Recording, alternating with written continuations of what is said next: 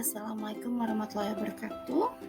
Baiklah, saya akan menjelaskan mengenai bentuk energi dan perubahannya, yang ini merupakan pelaksanaan rencana aksi 1 pertemuan 1 PPG dalam jabatan Universitas Negeri Padang tahun 2022 mengenai penerapan model problem based learning untuk meningkatkan kemampuan berpikir tingkat tinggi peserta didik pada materi energi alternatif. Orang pintar hemat energi. Mari bertindak nyata untuk menghemat energi demi masa depan anak cucu kita nanti. Berikut adalah pertanyaan pemantiknya. Yang pertama, apa contoh transformasi energi pada produk teknologi yang digunakan di masyarakat? Dan bagaimana konsumsi energi masyarakat modern? Apa masalahnya dan dampaknya bagi kehidupan? Apa itu energi? Energi adalah kemampuan untuk melakukan kerja atau usaha. Berikut tujuan pembelajaran adalah yang pertama, mengidentifikasi bentuk-bentuk energi dan pemanfaatannya dalam kehidupan sehari-hari. Yang kedua, mengkaji peristiwa perubahan energi dalam kehidupan sehari-hari. Dan yang ketiga, menyajikan ide atau gagasan dalam memecahkan masalah yang kontekstual terkait dengan energi. Apa saja macam-macam energi? Macam-macam energi diantaranya adalah yang pertama, energi kimia, yang kedua, energi listrik, yang ketiga, energi panas, yang keempat, energi nuklir, yang kelima, energi potensial, yang keenam, energi kinetik, dan yang ketujuh, energi mekanik. Selain itu, masih banyak sekali macam-macam jenis energi yang ada di sekitar kita. Perubahan energi. Energi dapat berubah dari satu bentuk ke bentuk lainnya. Sebagaimana pada pernyataan hukum kekekalan energi bahwa energi tidak dapat diciptakan dan juga tidak dapat dimusnahkan, tetapi energi dapat diubah dari satu bentuk ke bentuk lainnya. Halo Talavers.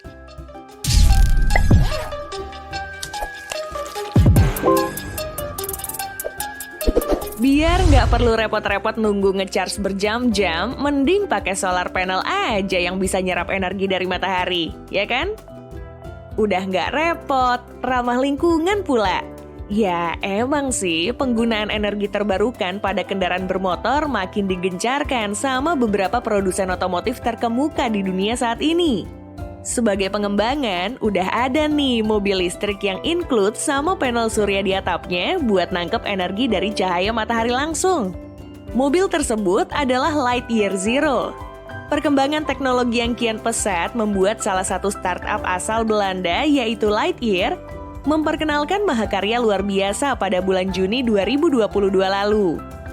Ide pembuatan mobil ini sendiri telah ada sejak tahun 2016. Namun baru pada 3 tahun kemudian, Lex Hufloat selaku CEO dan co-founder dan kawan-kawan berhasil membuat prototipe mobil berpanel surya ini. Latar belakang pembuatan mobil ini sendiri terobsesi karena perubahan iklim yang kini menjadi masalah besar.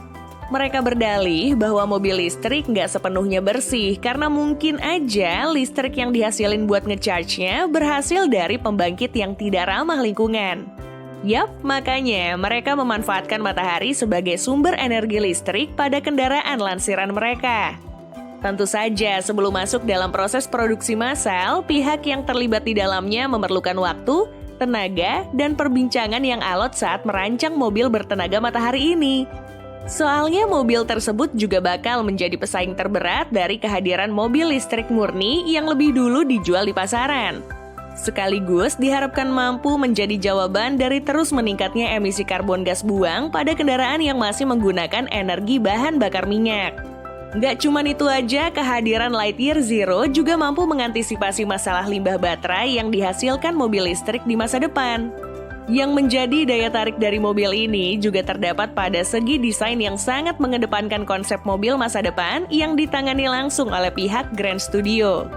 Dari tampak depannya, mobil ini dilengkapi dengan sistem lampu penerangan berteknologi LED yang punya tampilan sipit, sehingga pada kondisi cuaca gelap atau digunakan pada malam hari, tampilan begitu sangat mempesona.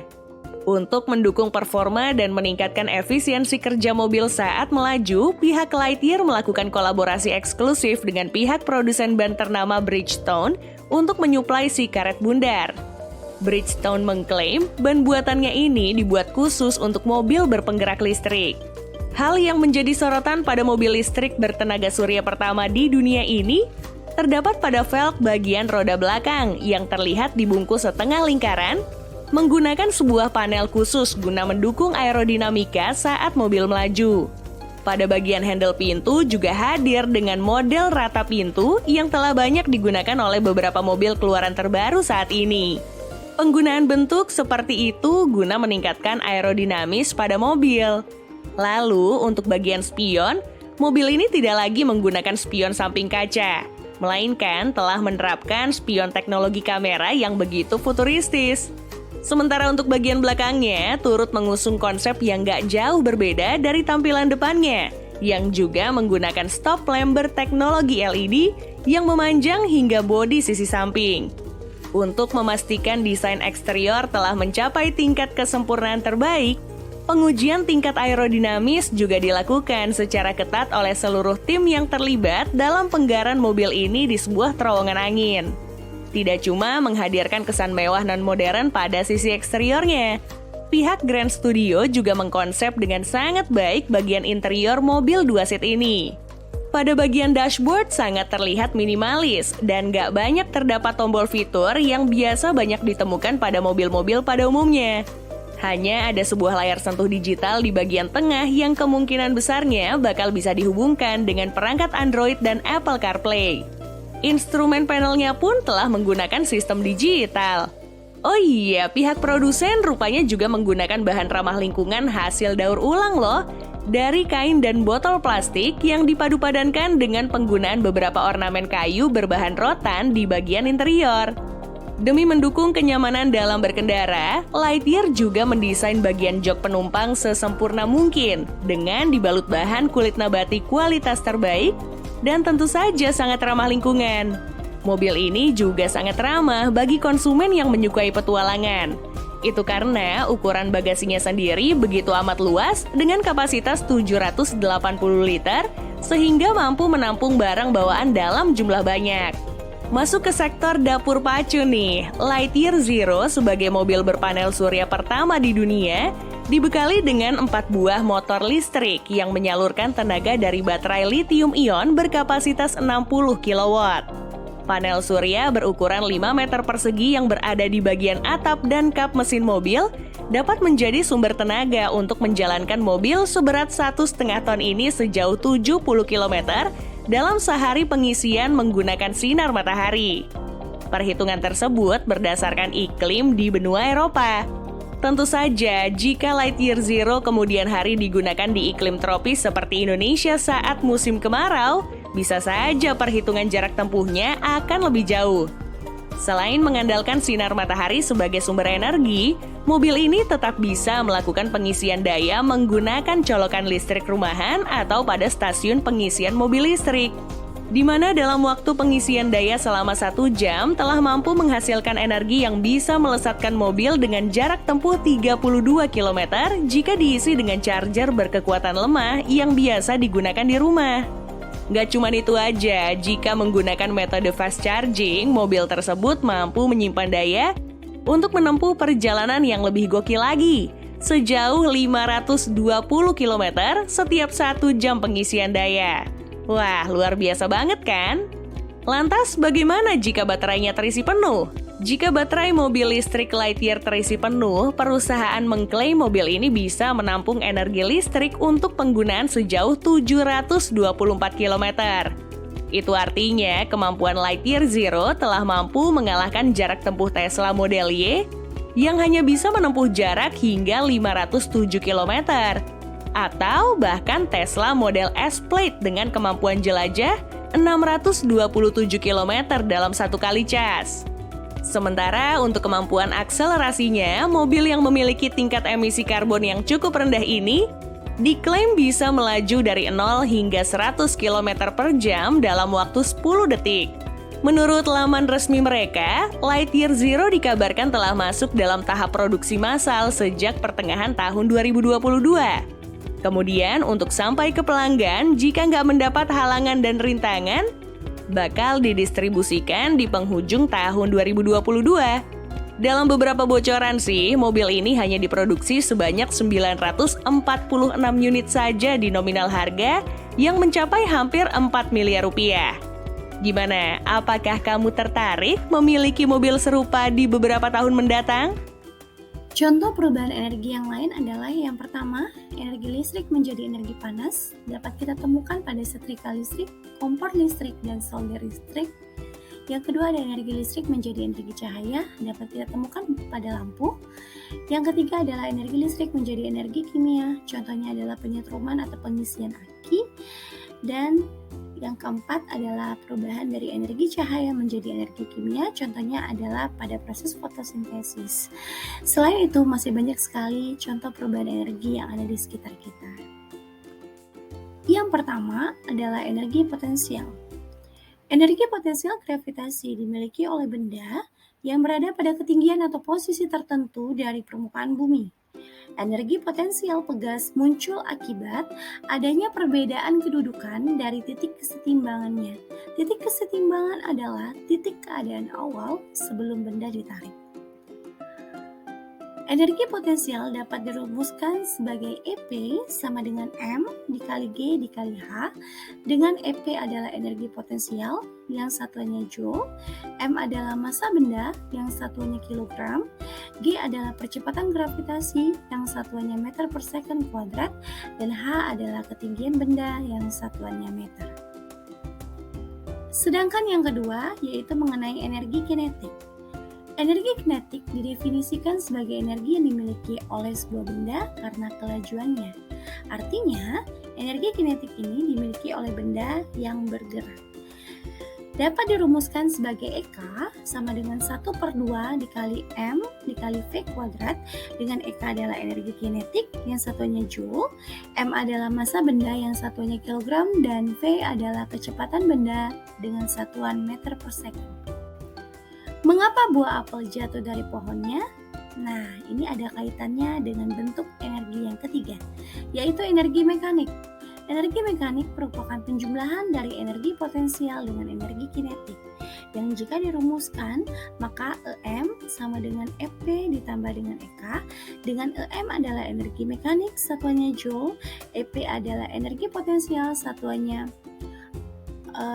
Joule, dan juga energi kinetik yang satuannya Joule.